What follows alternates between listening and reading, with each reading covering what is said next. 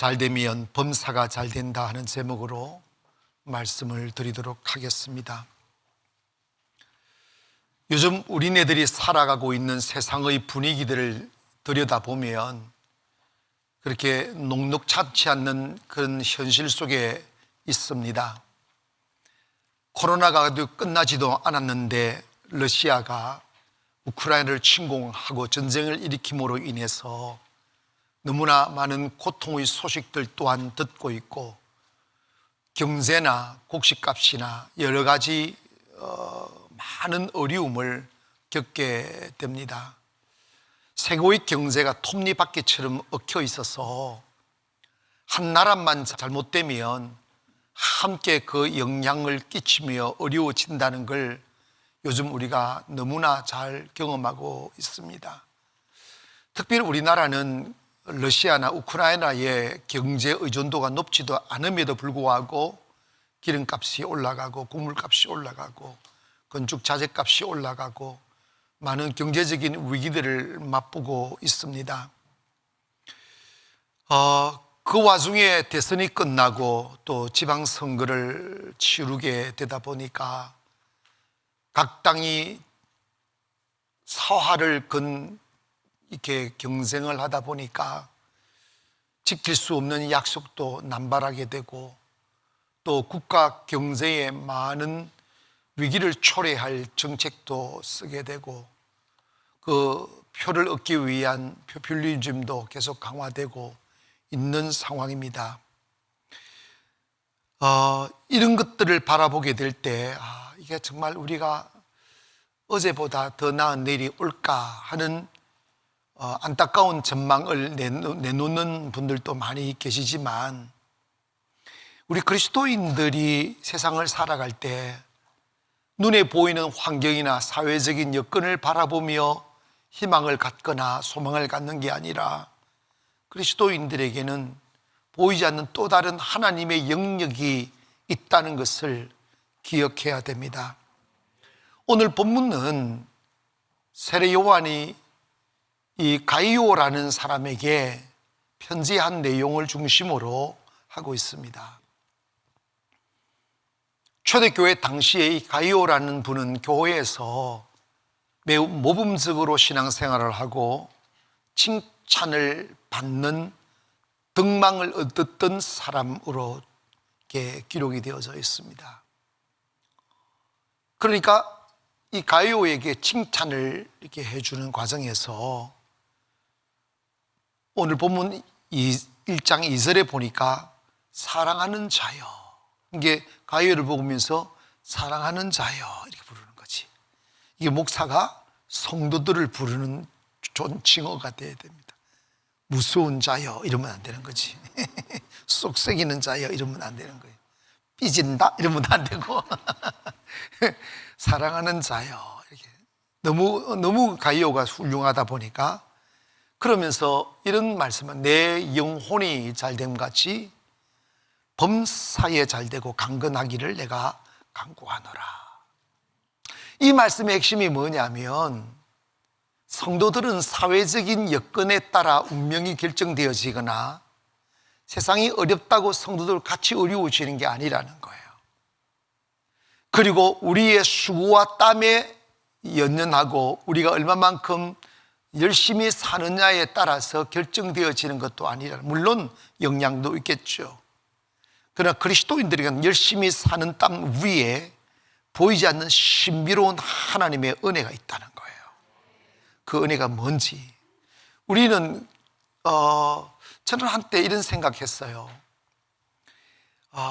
제가 이렇게 연단 받을 때는 삶이 너무 힘겹다 보니까 우리 아들, 딸이 어릴 적에 이렇게 잠을 자고 있는데 그 어린 아이들 잠자는 걸 보면 얼마나 천사 같아요. 너무 그냥 삼키고 싶을 만큼 이쁘잖아. 좀 잔인한가? 그 어떤 뼈가 너무 이쁘죠. 근데 제가 그렇게 아름다운 모습으로 잠을 자는 아들, 딸을 바라보면서, 이런 말을 못하고 이렇게 눈망울을 바라보면서 이런 슬픈 생각을 참 많이 했어요. 그게 뭐냐면 너희들이 이 땅에 태어나 아빠의 아들, 딸이 된 게 너무 고맙고 너무 아름답고 귀하지만 너희들이 커서 이 아빠같이 이 힘겨운 삶을 살아야 된다면 너무 슬플 것 같아. 너희들이 어차피 세상 살아가게 되면 나만의 아픔과 고통과 외로움이 있는데 그걸 너희들이 고스란히 지고 살아야 된다고 생각하니까 내가 너희들이 태어남을 마냥 좋아라 할 수만은 없구나 하는 슬픈 생각을 하게 되었습니다. 너무 세상이 힘들었어. 너무 세상이 너무 아파서 내 아들, 딸도 이 고통을 당하며 살아야 하나 하는 생각을 하게 됐어요. 근데 그때는 제가 은혜를 깊이 모를 때였어요. 하나님의 은혜가 있다는 걸 많이 경험하지 못한 때였어요. 아마도 보통 사람들은 제가 지금 속으로 되새겼던 이 말을 부인하지 않을 겁니다. 맞아요, 목사님. 저도 그런 생각을 많이 해보았습니다. 그런데 여러분, 성경으로 돌아가 하나님의 은혜의 품으로 안기게 되면 그런 생각 안 해도 돼요. 그런 삶 안 살아도 되신다고. 요즘에서 저는 근심 없는 가슴으로 아이들이 태어나는 걸 기뻐하고 있어요. 두렵지 않아요. 왜?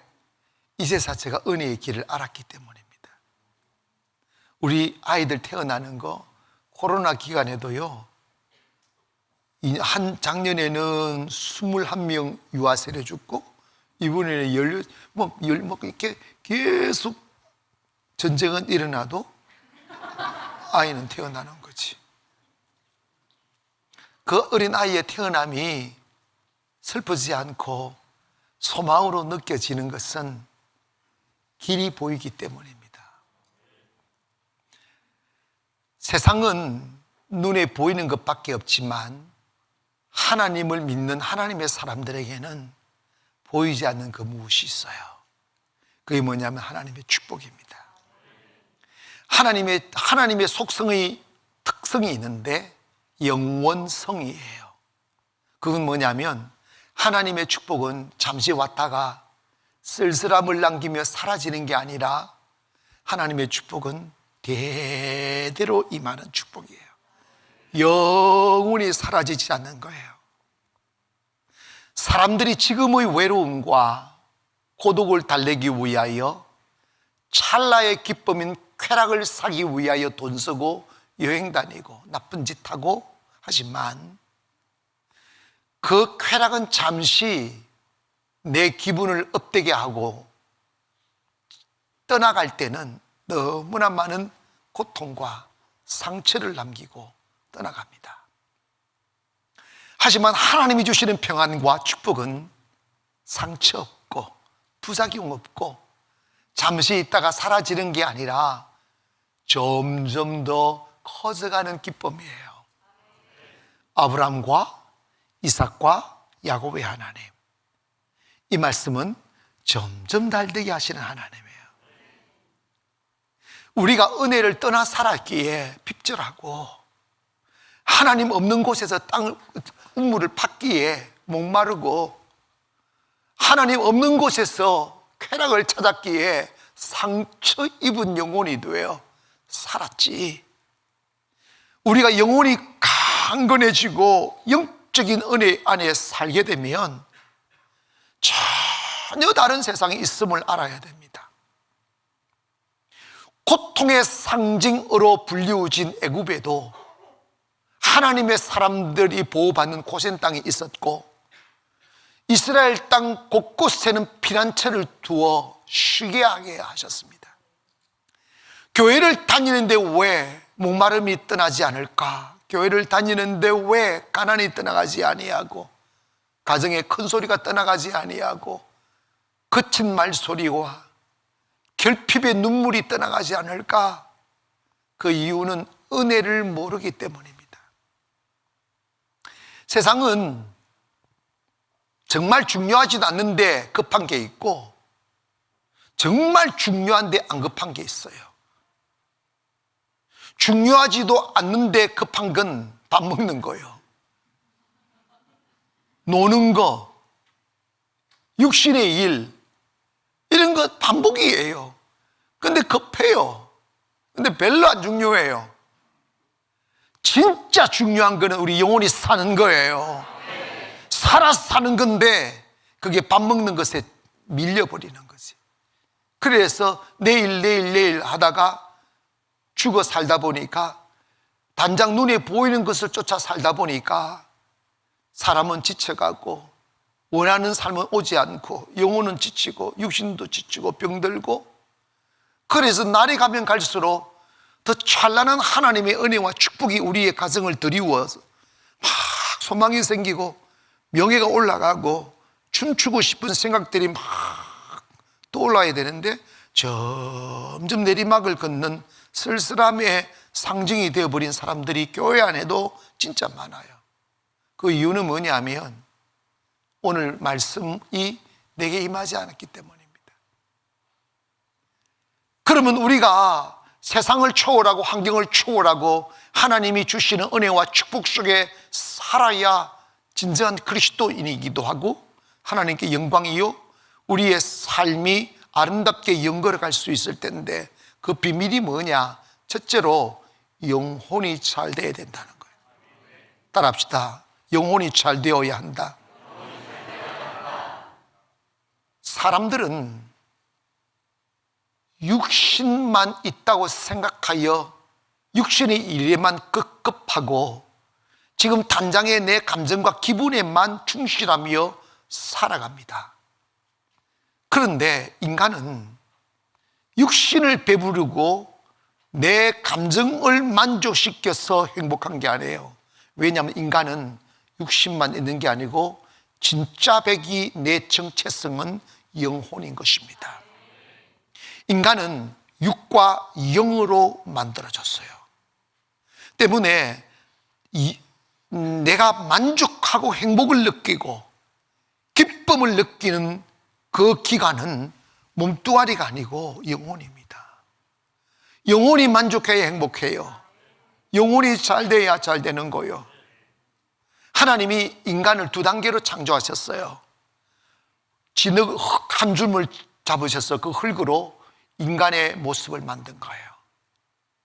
그래서 그 생명 하나가 있고 살아 움직이는 인간을 누여 그 코에 생기를 불어넣으니 생명이 되었다는 창세기 2장 7절의 말씀처럼 인간에게 하나님께서 또 다른 생명을 주셨는데 이 생명은 하나님의 생명, 영원한 생명이에요.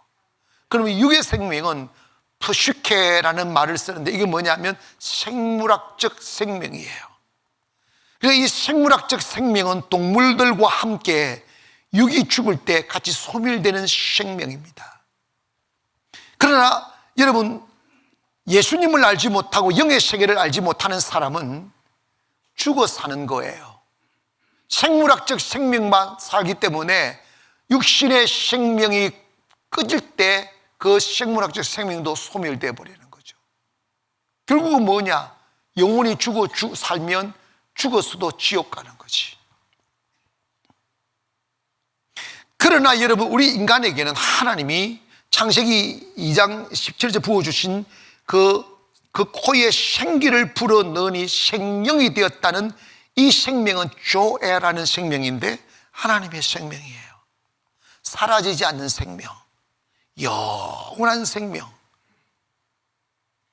그래서 예수님을 믿게 되면 영생을 얻게 하신다. 이 생명이 조에인 것이죠. 예수님이 요한복음 10장 10절에서 이런 말씀을 하셨습니다. 도둑이 오는 것은 도둑질하고 멸망시키는 것뿐이요 내가 온 것은 양으로 생명을 얻게 하고 더 풍성히 얻게 하려 합니다. 그러니까 도적이 오는 건 뭘 빼앗느냐? 우리 안에 있는 조의 영원한 생명을 도둑질해 가버리는 거예요. 그러니까 인간은 영이 죽어버리면 탐욕으로만 사는 거예요. 빵을 위해서만 사는 거예요. 세상 일에 육신의 만족만 위해 사는 거예요. 근데 놀라운 것은 인간은 육신이 만족스럽다고, 돈이 많다고, 큰 집에 산다고 절대로 행복하지 않다는 거예요. 행복은 내 영이 만족해야, 내 영이 살아야 행복한 거예요. 처음에 교회 안 다니시다가 너무 우울하고 너무 슬프고 삶이 두려워서 교회 올 때는 교회 문 안으로 들어오기까지가 너무 많은 시간들이 걸리잖아요. 근데 교회 다 들어오면 그냥 딱 앉아 마음을 딱 푸는 순간부터 그렇게 뺀질뺀질하고 남편한테 막 거치게 대하고 수탉처럼 대하던 여인들도 막 환한 사자처럼 이글거린 남자들도 딱 와서 딱 앉는 순간에 이게 뭔가 가슴이 물컥하면서 눈물이 쫙 흐르는 거예요. 이게 뭐냐면 영의 기쁨이에요. 지쳐있던 내 영이 생명수를 마시니까 행복해지는 거예요. 이런 흐르는 눈물을 감출 수, 이러면서 어떤 사람은 체면을 많이 생각하는 사람들은 정신체대로 이러고 이러고, 그게 뭐냐? 영이 살아나면 기쁨이 오는 거예요. 외양간에 송아지가 없고 포도즙들에 포도주가 없어도 기뻐지는 거예요. 예수님을 알게 되면 그 생명이 충만해지는 거예요. 그런데 세상 사람들은 이 조회를 몰라요. 허식게 만나요. 그러니까 그냥 이러잖아요. 에이, 뭐 사람 죽으면 끝뿐이지, 이러잖아. 야야야야, 무슨 교회를 가? 바쁜 세상. 놀러 가지, 산으로 가지, 들러 가지. 내가 돈 벌어서 먹고 사는 거지, 하나님이 어디? 막 이러잖아.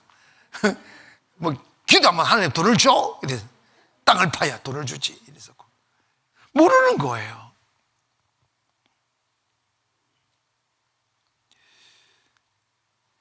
여러분, 사람들은 하나님께서 교회를 다니거나 안 다니거나 영적인 감각을 주셨어요. 그런데 이 조회에 대한 비밀을 모르는 사람들은 내가 갖고 싶은 건 가졌는데 왜 만족이 없을까? 내가 살고 싶은 집도 샀고 가정도 이루고 아이들 잘 지냈는데도 왜 이렇게 허전할까? 이걸 모르는 거예요. 그러니까 이 허전함을 달래려고 쾌락을 돈으로 사다가 살림 망치고 인생 망치잖아. 영혼의 기쁨이 와야 돼요. 영혼의 안식, 영혼이 잘 되어야 된다는 거죠. 그래서 요한은 가이오 선생한테 그 비밀을 말하는 거예요. 가이오 선생, 나는 당신이 이렇게 교회에서 칭찬받고 존경받는 거 참 좋다. 그렇게 된 이유가 뭔지 아니? 당신 영혼이 잘 돼서 그런 거야. 교회는 죽은 영혼을 살리는 곳입니다. 교회에 나오면 제일 축복이 뭐냐? 영혼이 숨이 쉬어지잖아요. 꿈이 생기잖아. 어두운 절망으로 가득 차 자유민주주의 국가 속에서 사는데 누군가가 나를 붙들고 있어요. 짓눌림 당하고 숨이 안 쉬신다는 거예요. 그런데 여러분, 그때 무당 찾아가면 안 돼. 우리나라 무당이 600만 명이래.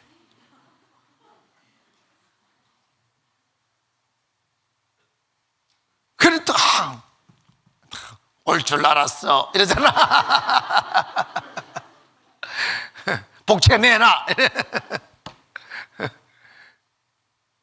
어둠을 어둠으로 고칠 수가 없어요.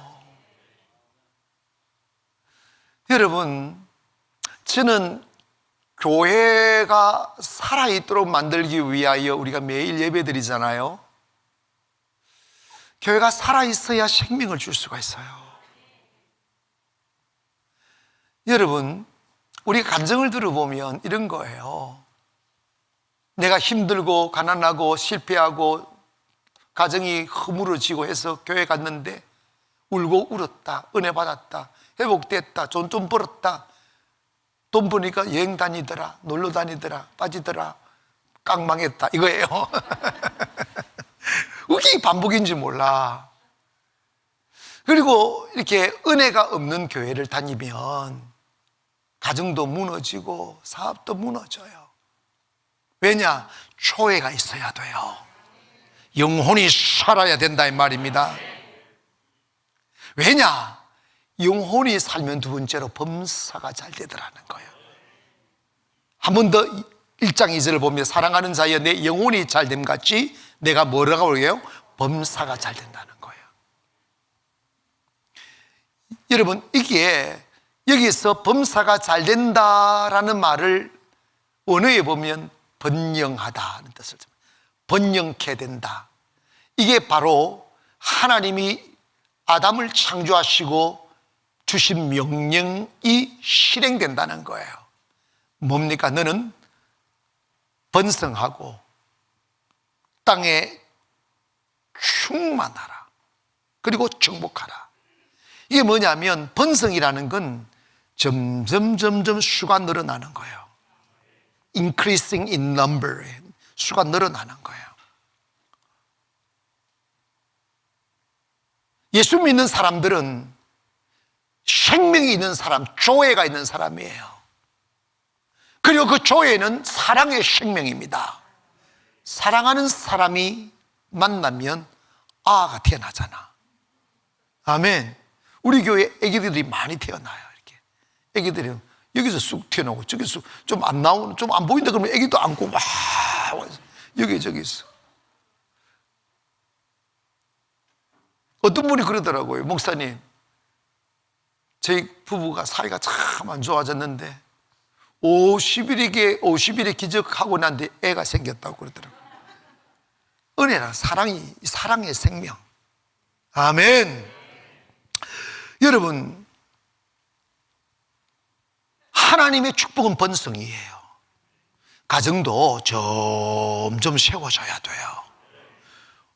당연히 그러기 위해서는 교회도 번성해야 돼요. 교회가 점점 번성해야죠.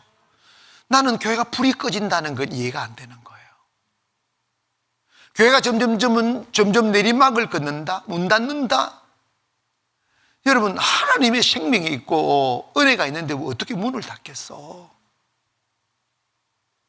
왜 그런 현상이 사회적인 현상이 아니라 주님의 하나님의 생명 없이 목회하고 하나님의 생명이 그곳에 머물게 하지 않으니까 그런 현상이 벌어지는 거예요.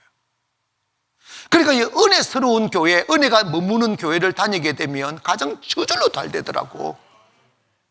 여러분, 이 앉아 계신 분도 저한테 그런 고백 많이 한다니까. 목사님, 제가 그런 거야. 조금 속삭이면 옛날 교회로 쫓아보낸다. 그러면서 그런 고백, 하나님, 목사님 절대 옛날로 돌아가고 싶지 않다고. 이 영혼이 살아보면 그 영혼의 삶이 주는 기쁨이 얼마나 큰지 몰라요. 세상 그 어떤 것보다 귀한 것이요.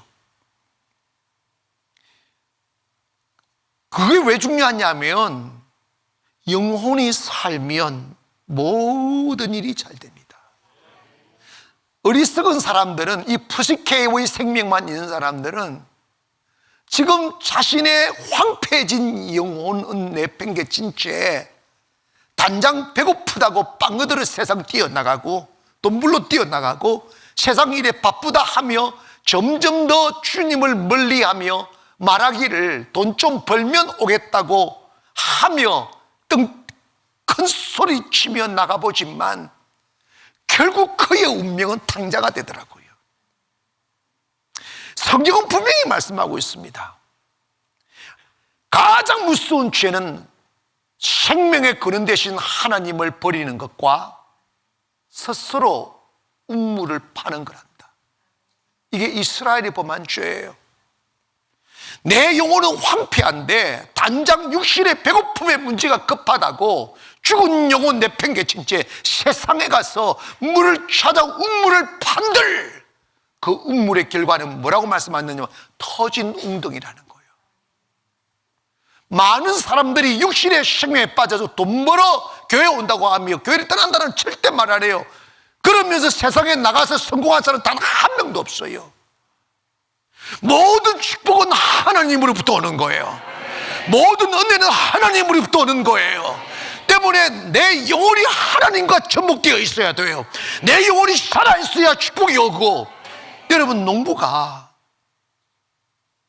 봄철에 땅을 개간하고 열심히 씨를 뿌려 풍성한 수확을 기대하지만 하나님이 비를 내려주시지 아니하면 그 씨앗이 우물 틔울 수가 없고 싹을 낼 수가 없어요. 인간은 뿌릴 수는 있지만, 노력을 할 수도 있지만 그 노력에 열매 맺게 하시는 분은 하나님이시라 이 말이에요. 때문에 별로 급하지 않는 육신의 일을 급하다고, 중요하지도 않는 육신의 일을 급하다고 먼저 하지 마시고, 정말 중요한 영혼의 문제, 영이 다시 살아나기를 원합니다. 기도가 막히면 기도를 뚫어내야 되고, 예배가 기쁘지 않으면 예배를 살려야 되고, 하나님과 함께 호흡할 수 없다면 하나님 앞에 가까이 자존심 버리고 뛰쳐나가야지. 그래서 영혼을 살리면 뭐든지 잘 되는 거예요. 저는 목회를 하면서 내가 신학을 공부하고 훈련을 받아서 목회를 해보니까 목회가 안 돼요. 30명 모이면 저들끼리 싸워가지고 깨지고, 20명 모이면 또 깨지고, 정말 미쳐요 진짜로. 그래가지고 막 가방 들고 다니면서 서로 화해시킨다고, 그 성도 하나 붙들려고 막 화해시킨다고. 여러분, 정말 화해시키려면요, 이게 너무 힘든 게, A와 B와 화해를 시키려면요, A한테 가서 B 욕을 해야 좋아해. 그걸 B한테 가서 또 A 욕을 해야 돼. 그래서 내가 나중에 깨달았어요. 절대 화해시키지 말아라. 내버려둬 뿌리라. 여러분, 있지 않습니까? 싸움은요, 문제가 있어서 싸우는 게 아니에요. 싸움은 배고파서 하는 거예요. 맞죠? 뭐 대답이 없어요. 여러분, 내가 행복한데 왜 싸워요? 내가 배부른데 왜 싸우느냐고. 교회가 은혜가 넘치고 만족되면 싸우지 않아요. 제가 몇 년 동안 그 고생을 하다가 나중에 깨달은 게 아니구나. 그 이후에 제 목회 스타일을 바꾼 거예요. 엎드리자, 하나님과 교제하자, 영적인 목회하자. 이제 나중에 그걸 깨달은 거지. 그래서 제가요, 언젠가부터 신방을 안 해요. 안 하는데 성도들이 너무너무 행복해요. 너무너무 좋아요. 춘천에서 내가 그걸 터득을 했다니까. 나중에는 정말 어떤 교회 벽이 다 없었어요. 영이 살면 되는 거야. 가정이 행복하기를 원합니까? 영이 살아야 돼요. 아버지의 영이 살고 어머니의 영이 살고 자식의 영이 살면 형통해지는 거예요. 싸움이 어디서 행복한데, 서로 섬기려고 하고 서로 나눠주려고 그러고. 저는 춘천에서 그 가나안을 개척해서 세우고 한 4, 5년 후에 그 문제를 만난 시골 교회가 하나 있어서 그 문제를 해결해 주기로 하고 그 교회도 같이 섬기게 됐는데, 이전 목사님과 갈등이 있어서 막 그 순수한 시골 교회 성도들이 자기 목사님을 고소한다고까지 해서 하니까 얼마나 그 갈등이 심했겠어요. 상처투성이었어요. 그런데 여러분, 제가 새벽 기도를 인도하고 그냥 개인적으로 뭐 누구 만날 시간도 없고 양축교회를 왔다 갔다 하니까 그냥 말씀만 차분하게 전했어요. 일주일이 가고 일주일 딱 지나니까 성도들이 제가 떠날까 봐 두려워가지고, 그리고 성도들 중에는 그 경강이라는 곳에 서울에서 이렇게 은퇴하고 이렇게 전원주택 지어서 사는 분들도 계시고, 그런데 그분들이 이렇게 말을 하는 거예요. 저 목사님 자기가 보니까 절대로 여기 오래 있을 사람이 아니라고 그 말을 버뜨리기 시작하는 거야. 그러니까 성도들이 불안해하는 거예요. 그러면서 막, 여러분 있잖아요, 이 시골의 목회가 이 은혜스러우면 얼마나 행복한지, 성도들이 산나물 뜯어가지고 내가 좋아하는 산나물 다 묻혀가지고 사택 앞에다 싹 갖다 놓고, 지금도 그게 꿈이야. 나무 뿌리 캐가지고 고아가지고 그 물 싹 끓여가지고 갖다 놓고, 나는요 요즘 그냥 찬물 먹어요. 여러분 있지 않습니까? 그 성도들이 영이 사니까 세상에 내가 깜짝 놀래. 평생 시골에서 살아온 시골 할머니 권사님이 저한테 이런 소리를 하는 거예요. 목사님 감사해요 이러면서, 목사님 풀이 저를 보고 웃어요. 이게 얼마나 웃긴 이야기인지 아십니까? 여러분, 그 할머니는 농사꾼이야. 맨날 풀을 매는 사람이야. 그런데 풀을 맬 수가 없대요. 풀이 자기를 보고 춤을 춘대. 여러분, 그런 은혜 받으면 농사 못 져. 꽃들이 자기를 보고 웃는데요. 왜 이렇게 행복한지 모르겠대요. 그러면 된 거 아닙니까? 사랑 여러분이요, 영이 살면 행복해져요. 그리고 영이 사니까 그전에는 여기서 문제가 터지고 저기서 문제가 터지는데 문제가 안 터져요. 점점 형통해지는 거지. 여러분, 교회에 오셔서 여러분 영을 한번 살려보세요. 다 잘 되게 되어 있어요. 하나님의 은혜가 온다니까. 이해가시면 하면. 저희 가난도 마찬가지. 저희 가난도 우리 송도의 후발주자라 가지고 제일 이한상가에서 뭡니까 2천만 원에 450 월세로 시작했는데, 그냥 하나님 은혜이 많으니까 툭 치고 이제 올라갔잖아. 이제 대한민국을 대표하는 교회 되어가고 있어. 이제 여러분, 이 성전보다 5배로 큰 걸 지금 쫙 끝내줘요. 지금 은혜라니까. 은혜. 아멘. 은혜라니까. 여러분 잘 들었어요. 영혼이 살면 잘 돼요. 해보시라니까. 영혼 살면 저절로 됩니다. 그게 다윗이에요. 다윗은 세상적으로 그 어느 누구 하나 자신 편이 없었어요. 자기를 도와주고 돌볼 편이, 왜냐? 왕이 그를 죽이려고 했으니까. 다 이유 없는 원수들이었어요. 그런데 여러분, 다윗이 살기 위하여 주님만 바라봤잖아. 수 없는 죽음의 기로에서 이 골짜기 저 골짜기 몸을 숨겨가며 도망다니다가 오늘 하나님의 보험실은 살 수 없으니까 또다시 주님을 바라보는 것이요. 그러다가 영혼이 살아나는 거예요. 그러다가 주님만 사랑하게 되는 것이요. 그러다가 주님만 의지하는 것 되는 거죠. 그 어떤 찌꺼기 없이 맑은 눈으로 주님을 보는 것이요.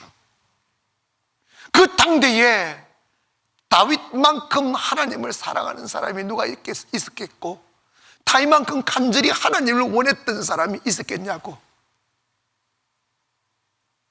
그랬더니 모든 거친 환경을 하나님이 싹 걷어내시고, 어느새 다윗이 인기가 올라가고 어느새 다윗이 이스라엘의 최고의 자리에 올라가 있는 거예요. 그 과정에서 다윗이 한 건 아무것도 없어요. 하나님이 만들어 주신 자리입니다. 믿어주면 아멘. 여러분, 예수 믿는 사람은 자기의 수고로 사는 게 아니에요. 은혜 입은 사람은 자기 땀으로 세상을 사는 게 아닙니다. 하나님 사랑하고 하나님 경외하고 하나님과 정말 친밀감을 가지고 있는 영혼이 되면 세상은 저절로 되어지는 거예요. 그게 성경입니다. 그게 하나님의 축복이라고.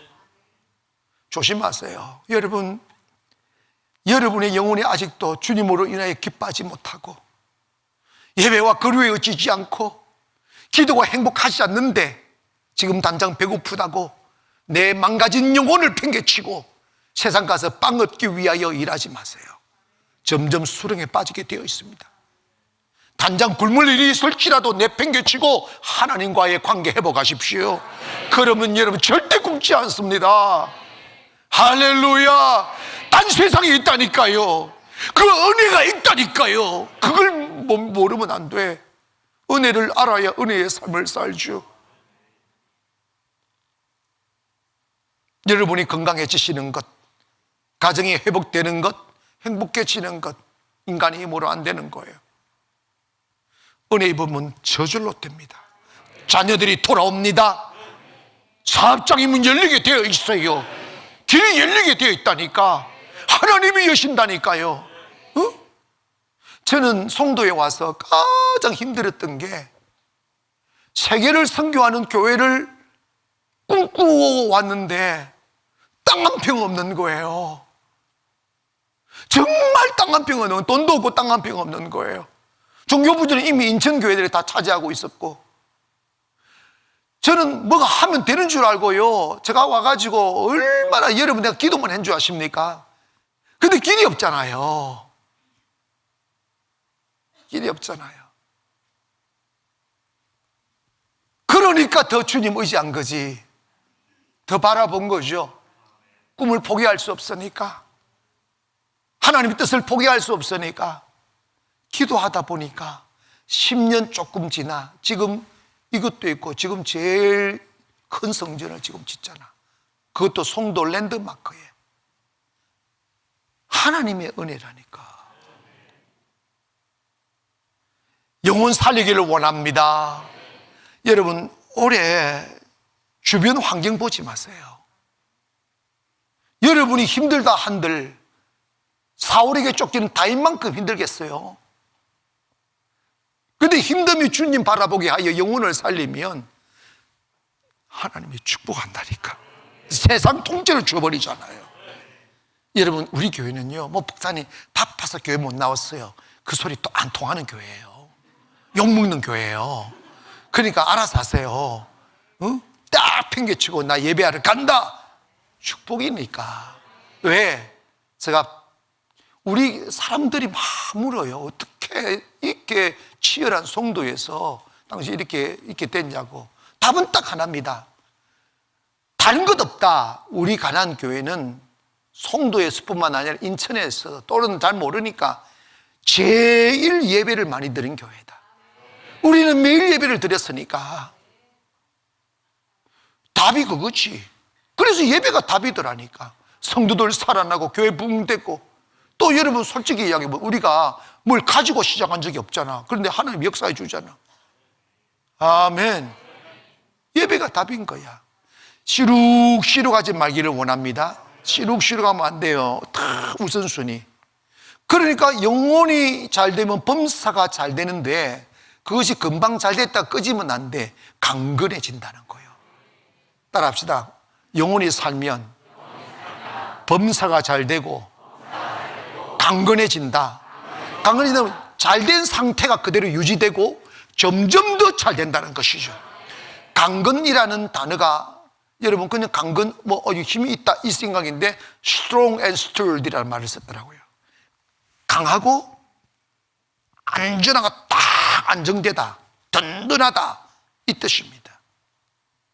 하나님의 축복은 잠시 왔다가 떠나가는 손님이 아니에요. 하나님의 은혜는 잠시 평안했다가 쓸쓸함을 남기고 떠나가는 쾌락이 아니라고. 하나님의 속성의 특징이 뭐라고 그래서 영원성이라고. 영원히 있는 거죠. 하나님의 사랑받으면 영원히 받는 거예요. 하나님 축복받으면 영원히 받는 거예요. 사람이 한때 잘 됐다가 무너지면 안 돼. 저는 그런 거예요. 젊은 20, 30대, 30, 40대 잘 된 사람, 잘 돼가지고 끌렁끌렁한 사람들은 그건요, 몇 발자국 안 가서 캣 구꾸러지더라고요. 내가 그런 게 대부분 그래요. 왜? 그걸 못 지켜내는 거예요. 자기 것이 아니니까. 축복을 유지하는 사람, 은혜를 유지하는 사람은 영혼이 단단하게 주님께 뿌리를 내린 사람이에요. 그 사람은 축복이 사라지지 않아요. 저는 한때 우리 어린 아이 때 아이들이 자라나고 태어남이 이게 커감이 걱정이었네. 요즘은 전혀 그런 마음 없어요. 왜? 내가 눈을 떠보니까 은혜 안에 살면 고생하지 않아요. 거친 삶 살지 않아요.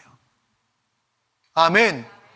은혜 안에 살면 하나님께서 은혜의 인큐베이터 위에 우리를 집어넣어요. 풍랑 이는 곳에도 주의 손이, 할렐루야, 풍불 속에 하나님의 손이 있어서 그들을 타사르지 못하게 했고, 사자굴에 던짐을 받아도 천사가 사자 입을 막았다고. 영혼이 산 사람은 어디 가나 형통해집니다. 그리고 요즘 저는요, 우리 아이들을 보면 정말 마음 한켠에 걱정 없이 정말 맑은 눈으로 사랑스럽고 축복해 주는 거예요. 잘 될 거라고. 왜냐? 이 아이들 매일 예배 드리는데 뭐가 걱정이야. 하나님 역사하실 텐데. 이해가시면 하면. 그리고 젊은이들이 지금의 제 모습만 보고 너나 목사라고 좋아해요. 그래서 해라는 거야. 예배만 지키면 됩니다. 아멘. 믿음만 지키면 된다니까. 그러면 그 축복이 번성하는 거야. 하나님의 축복은 아브라함 때 사라지는 게 아니에요. 아브라함의 약속, 이삭, 야곱, 요셉, 점점 축복이 커져가는 거예요. 이해가시면 아멘. 때문에 우리가 인생 내 마음대로 안 되지만 하나님 앞에 내 영혼을 다 드리고 그 영혼에 하나님을 담고 하나님께 뿌리를 내리고 살아있는 영혼으로 살아가시면 여러분 인생은 든든해지고 가정도 든든해지고 점점 더 번성해지는 거예요. 창대해져 가는 거예요. 여러분, 교회만 잘 되는 것은 이건 균형이 잃어버린 거예요. 교회가 잘 되면 저절로 됩니다. 그런데 교회가 잘 된다는 건 여러분의 가정이 잘 된다는 거예요. 여러분의 가정 속에 하나님의 은혜가 임하기를 원합니다. 그러기 위해서는 여러분이 교회에 가장 중요하게 여기고 가장 에너지를 많이 쏟아야 될 부분이 어디 있느냐 하면 여러분의 영혼이 지치지 않도록, 여러분의 영혼이 병들지 않도록, 하나님 사이가 멀어지지 않도록 하시기를 바랍니다. 봐봐요.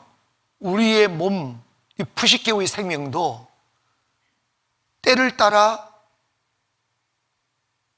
먹을 걸 줘야 돼요. 난 얼마 전에 이 눈꺼풀이 내가 움직이는 지가 움직이더라. 이렇게 이게 꼬떡꼬떡 이게 뭐냐. 야 이 새끼 가만히 있어. 그랬는데도 이게 안 가만히 있더라고.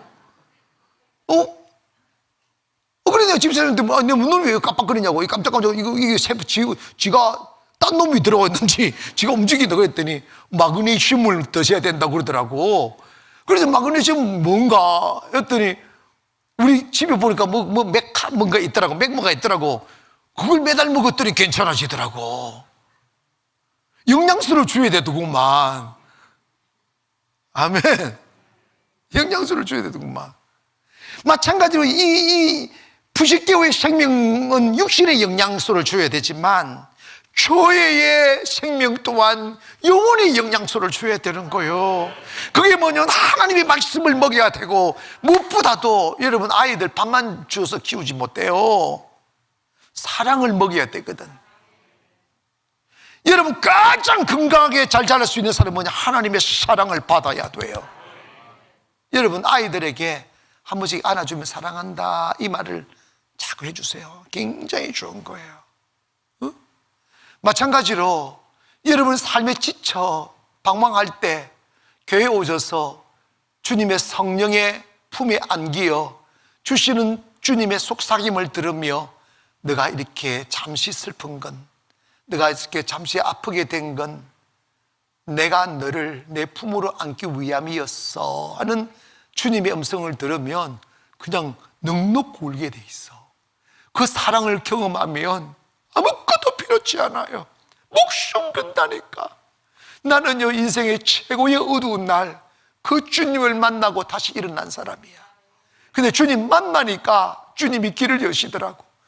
불 꺼진 집 같은 내 영혼에 빛이 들어오고, 모든 길은 차단되고, 다 다리는 무너지고, 어디 한 곳에 눈을 들어 세상을 향하여 발걸음을 내디딜 수 있는 땅 한 평 없던 죄의 삶 속에 하나님이 길을 여시더라니까. 아무도 나를 오라 하지 않는, 요즘은요 서로 오라고 그러잖아. 내 몸뚱아리 하나 미울 곳 없는데 요즘은 여기 가도 집이 있고 저기 가도 집이 있고 하늘에도 집이 있고, 하늘나라 가면 집이 있다니까. 여러분, 정말 주님 사랑하여 보십시다. 주님 사랑하고 영원히 살면 어쩌면 그렇게 주님이 너무너무 세밀하게 정확하게 우리의 필요대로 하나님이 딱 예비해 주셔서, 우리의 손이 부리켜가며 땅을 파서 우물을 파는 게 아니라 파는 우물을 주시고, 내 힘으로 힘들게 지어진 집이 아니라 지어진 집을 주신다잖아.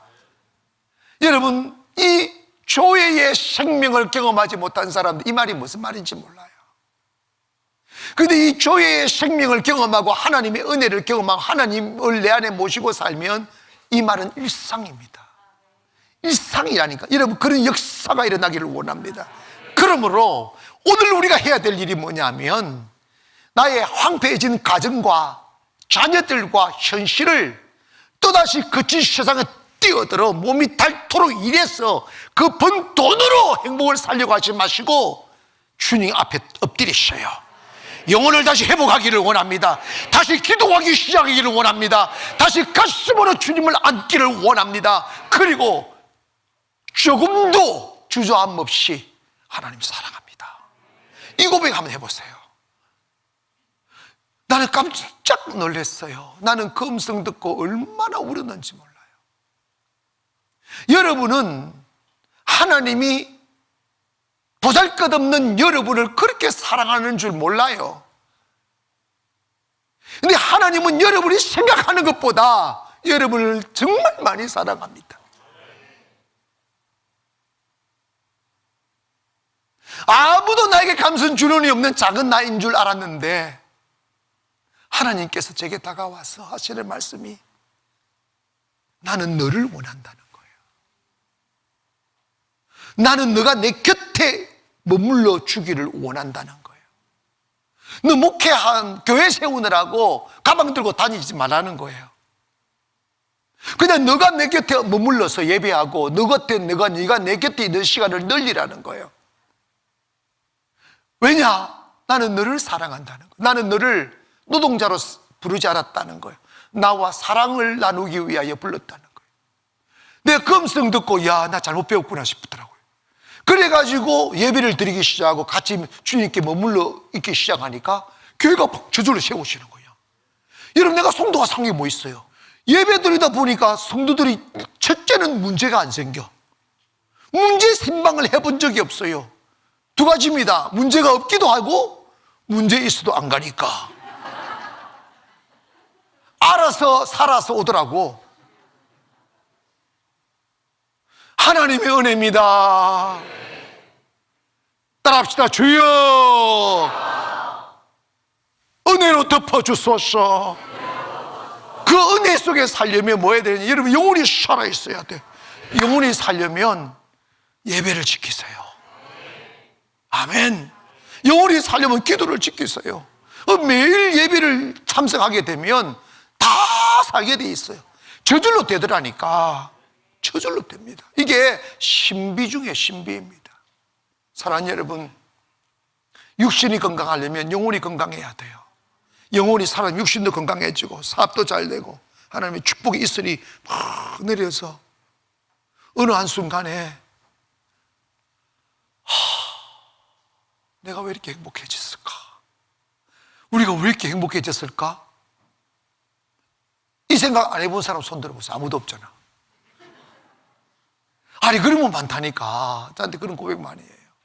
주님 만나면 행복합니다. 영혼이 잘 되기를 주의 이름으로 축원합니다. 예배를 지킴으로, 찬양함으로, 주님과 같이 있는 것에 행복해함으로 영혼이 잘 되면 범사가 잘 된다는 사실을 기억하여 여러분의 가정에 환한 웃음이 찾아오기를 주의 이름으로 축원합니다.